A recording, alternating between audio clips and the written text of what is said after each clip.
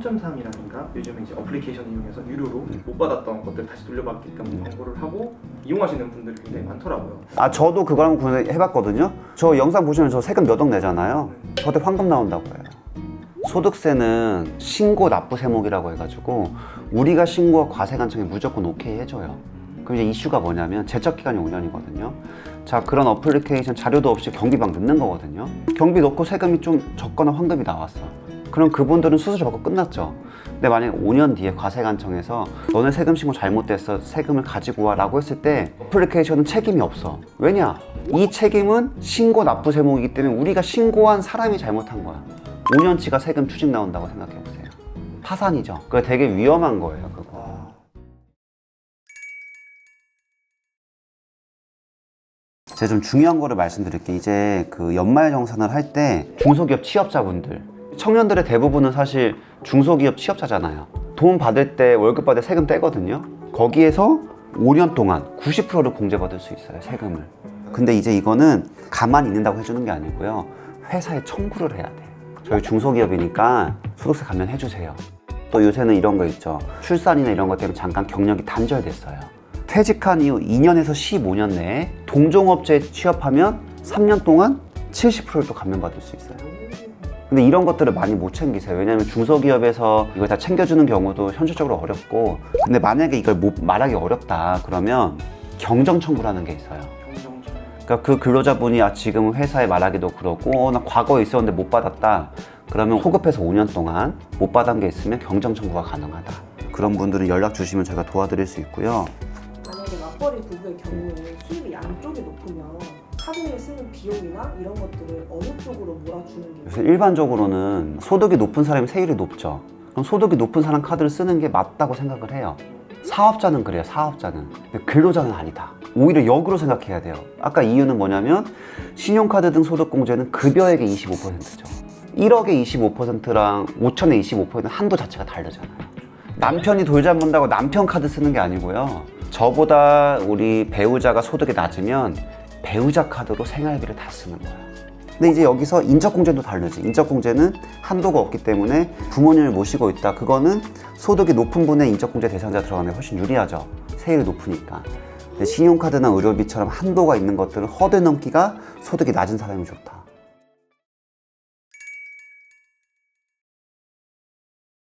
모르지 않은 꿀팁들 많이 알고 계실 것 같아요. 그런데 어떤 게 있을까요? 다 재무회계부터 계속 재무회계, 세무회계가 되게 중요해요. 세무회계에서는 무조건 세금을 줄여줘야 돼. 세무회계는. 재무회계에서는 기장을 두 가지 방식으로 할 수가 있어요. 세금을 많이 내게 하는 방법, 혹은 세금을 적게 내는 방법. 어느 누구도 세금을 많이 내고 싶어 하지 않잖아요.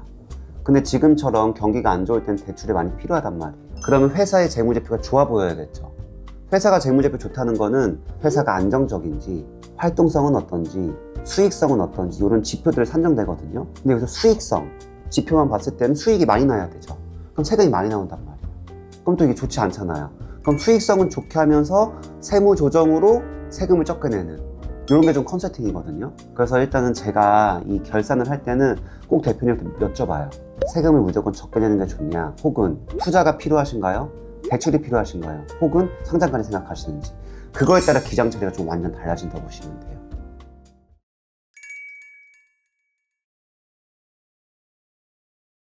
이런 절세 꿀팁 중에 좀 오랜 기간 준비를 해야 되는 좋은 방법들이 있을 것 같아요. 법인에 돈이 필요하잖아요. 자본금만 망창 넣으면 좋은 게 또 아니에요. 법인이 태어나면 법인에 돈이 있어야겠죠. 방법이 두 가지가 있어요. 자산에 1억이 있어요. 이걸 두 가지 방식으로 조달할 수가 있어요. 첫 번째, 자산 1억이 있으면 여기에 자본을 1억 넣어도 돼요. 이걸 자기 자본이라고 해요. 이거의 단점, 이 돈은 못 빼는 거예요. 이제 법에서 준 거니까. 반대로 제가 1억에 자본금 1,000만 원에 부채로 9천만 원. 부채는 뭐냐? 개인이 법에 돈을 빌려준 거예요. 그럼 부채가 9천만 원이죠. 그럼 나중에 이 9천만 원 세금 없이 가지고 올 수 있잖아요. 자기 자본으로 만약에 하는 경우는 등록면허세도 비싸고 초반에 비용이 좀 올라가고 돈도 마음대로 못 되고. 근데 이렇게 하는 경우들이 있죠. 내 회사 재무제표 좋게만 내고 싶대. 투자 받거나 대출 받을 때. 그런 경우가 굳이 아니라면 자본금을 낮추고 가수금, 부채를 올리는 강도도 생각해야 된다. 근데 이거는 초반에 법인 세팅하기 전에 오시는 게 좋아요. 법인 세팅하고 와서 이거 바꾸는 것 자체가 일이거든요. 수수료도 많이 들고. 법인을 하시려고 한다면 설립하기 전에 오셔라. 할 게 얼마나 많은데요. 간혹 이런 거에 제일 안타까운 거. 인터넷 치면은 법인 설립 무료 해주는 데 있어요. 등기도 무료 해주고. 그런데 이렇게 새로 태어난 인격체를 그렇게 미리 상담을 받아보고 한번 하는 게 좋을 것 같아요.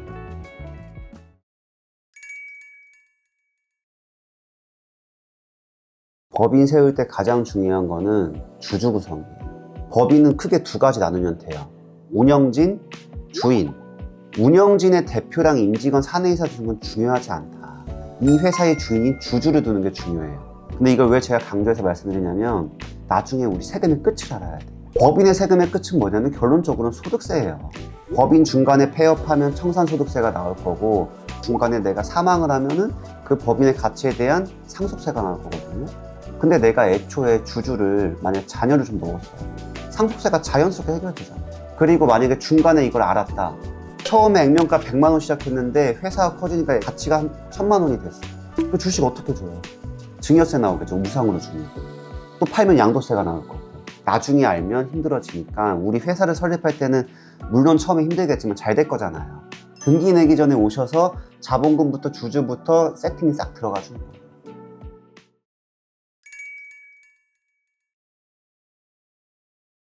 자, 우리가 세금 줄이려고 그러면 첫 번째 뭐 하죠? 경비 처리 많이 하려고 하죠. 그럼 돈 많이 써야 된단 말이에요. 돈을 쓰지 않고도 경비 처리는 방법이 있어요. 우리 사업하게 되면 거래처 경조사 챙겨줘야 되죠. 국가에서도 한도를 정해두고 경조사비는 경비 처리를 해줘요. 세법에서는 경조사 내역이 있다면 20만 원 경비 처리를 해줘요. 내가 예를 들면 1000개를 모았으면 그럼 2억이 되는 거야. 아, 근데 이제 그렇게도 생각하실 수 있는데 그렇게 세법이 호락호락하지 않다. 그 한도는 기본적으로 한 3,600 정도 되는데 매출액이 증가하면 좀 증가하거든요. 근데 이 접대비를 경조사로 꽉 채우죠? 저 같으면 세무조사 바로 나올 것 같아. 이거 뭐 하는 거야? 나를 기만하는 건가? 경조사로 세금을 뭔가 드라마틱하게 줄인다기보다는 내 경비의 포트폴리오를 짜주는 거에 하나인 거예요. 두 번째는 노란우산 공제 가입하는 거. 적금 가입했는데 이자 30% 준다 그러면 할 거예요? 30% 무조건 하죠. 이게 그런 거예요. 내가 100만 원 경비 처리하면 세금이 35만 원 줄어들잖아요. 이렇게 생각을 할 줄 알아야 돼. 이게 이자 받는 건 똑같은 효과잖아요. 세금 줄어드는 거니까. 내가 낸 돈이 100% 경비 처리가 되고 그 돈이 쌓였다가 약간 퇴직금 같은 개념이에요. 우리 퇴직할 때 그걸로 뭔가 사업자금 이끌 수도 있잖아요. 특히 이런 거 활용하시는 거 좋은 데들은 크리에이터 분들은 경비가 거의 없어요. 경비 없으신 분들은 이런 금융상품을 적극적으로 활용해야 돼. 그리고 이제 세 번째, 핸드폰 무조건 쓰잖아요. 이거 사업자로 바꾸면 부가세 공제도 되고요. 내가 통신비가 11만 원이다. 만 원 환급 받고 10만 원 경비 처리 받아요. 각 통신사 연락해서 사업자를 바꿔주세요 하면 되고, 이것도 귀찮다. 사업용 카드로 결제 바꿔버리면 돼요. 인건비 신고 누락하시면 안 되고, 인건비 신고를 하더라도 내가 머리 써서 세액공제까지 같이 활용하는 거. 두루누리 사회보험도 있고. 아, 이제 이거는 또 중요한 건데, 사업용 카드를 어느 순간 제가 깜짝 놀라서 사업용 카드가 막 한 30장 있더라고. 하지만 이거는 덫에 걸린 거다. 국세청에 덫에 걸린 거예요. 자, 원래 사업용 카드가 있기 전에는 개인 카드가 있죠. 근데 개인 카드는 개인정보 때문에 과세관청이 마음대로 열람을 못해. 국세청이 답답하죠. 그래서 만든 제도가 사업용 카드예요. 사업용 카드를 국세청에 등록하는 순간 과세관청은 이거를 어디에 썼는지 솔팅을 해요.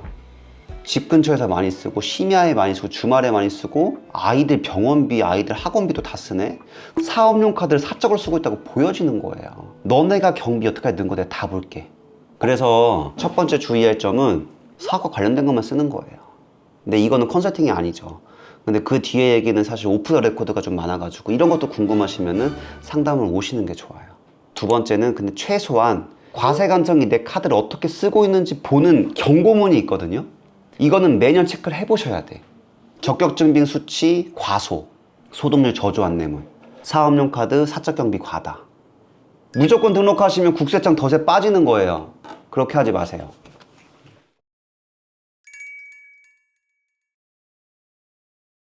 이거를 정부에서 지원해 주는 것들 몇 가지가 있어요.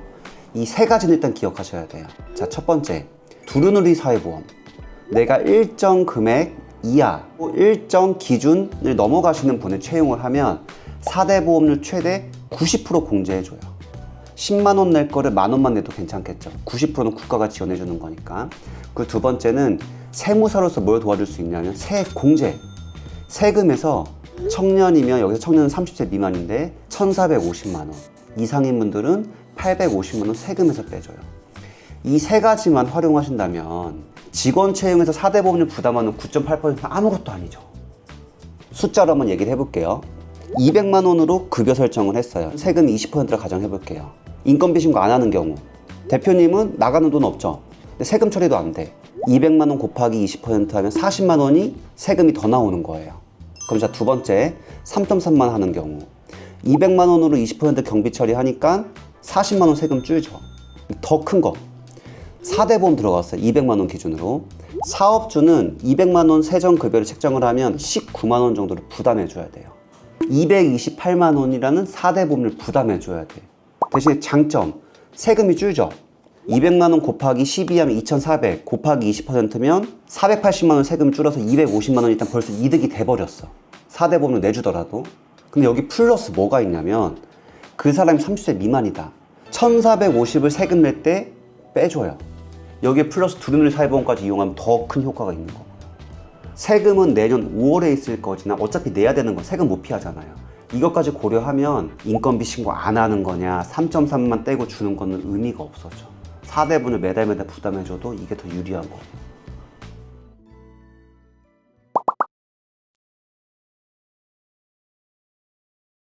갑자기 어디 국회의원에서 연락이 온 거야. 국회의원이요? 선거 운동을 같이 하자. 근데 나는 어떻게 색깔 있는 거 아니야? 갔어 일단. 운동 공무원 다 여러 대표님들 막 오는 거 후원해 주는 거거든.